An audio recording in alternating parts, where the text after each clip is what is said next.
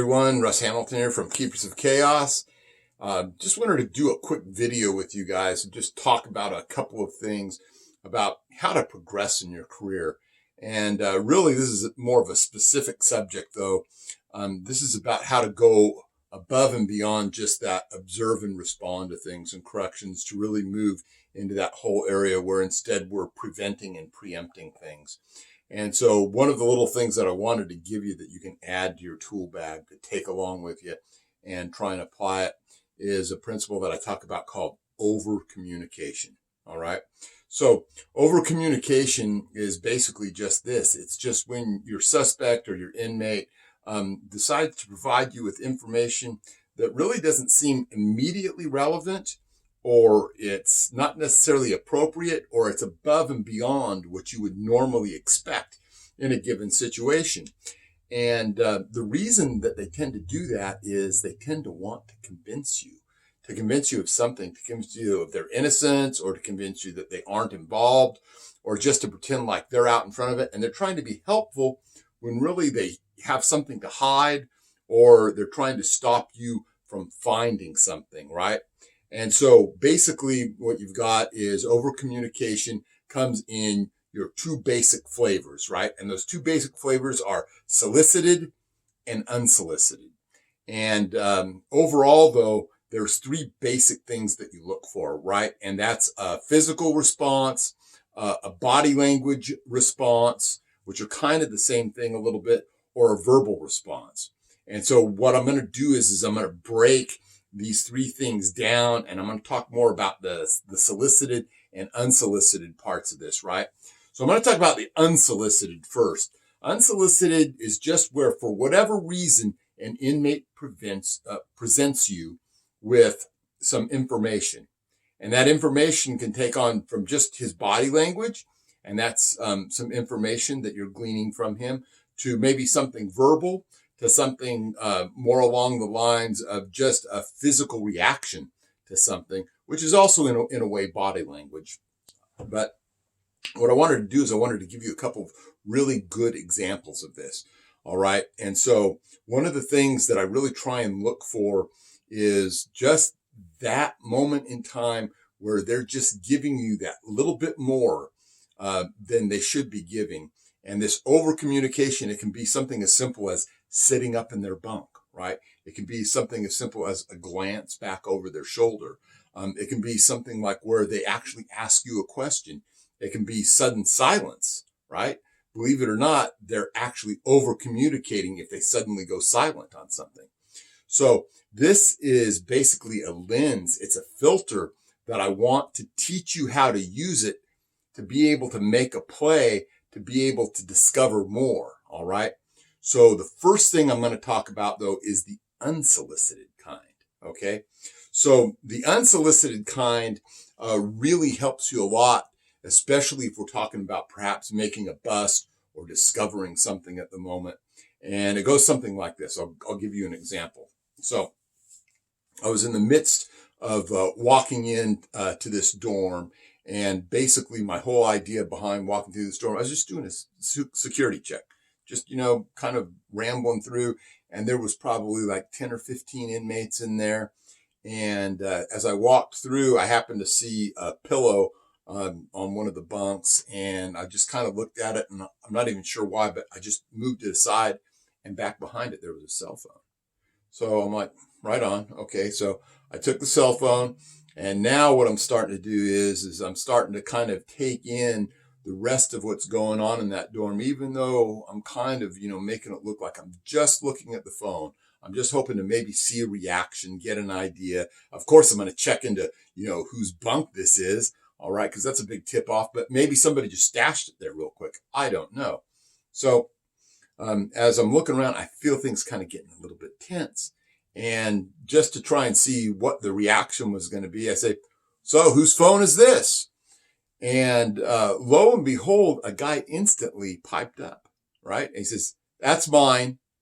So right then, I knew that I was in a case of, then this is classic over communication. This guy has put himself out there. This is really not appropriate from the point of view of an inmate to do, right? and he's giving me information that he has no business giving me.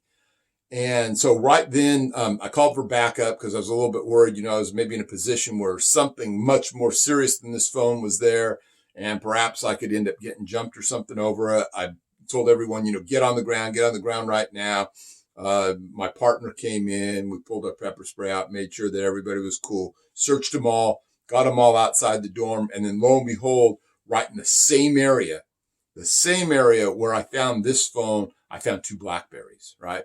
And then up at the other end of the dorm, there was some more phones and some more things found. And so this just goes to show that sometimes inmates, when they should be quiet, when they should shut up, they accidentally give you that over communication.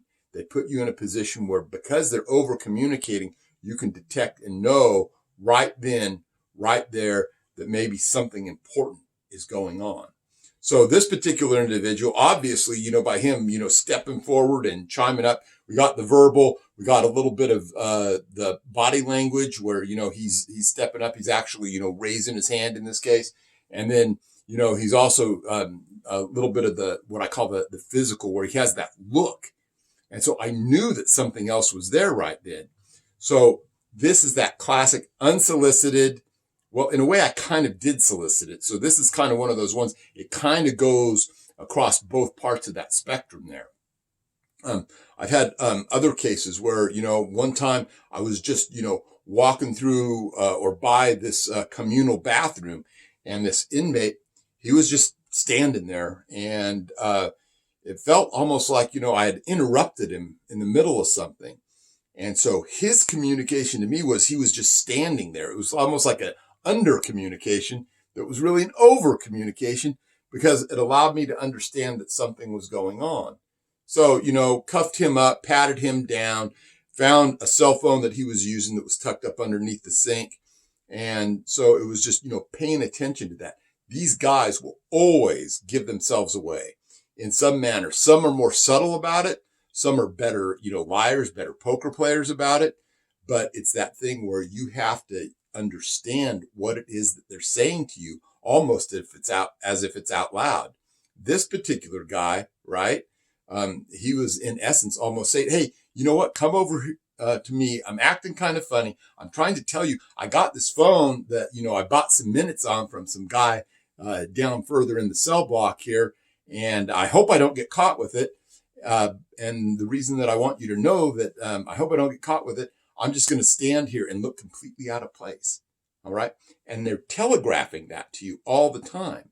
So this is another one of those instances where you really, truly have to be, understanding this over communication as it happens to be able to. So now let's move on a little bit and let's talk really about more of the solicited type. Now, the solicited type usually takes place in a little bit different of a context. This is usually where you're interviewing someone, maybe even we might call it an interrogation.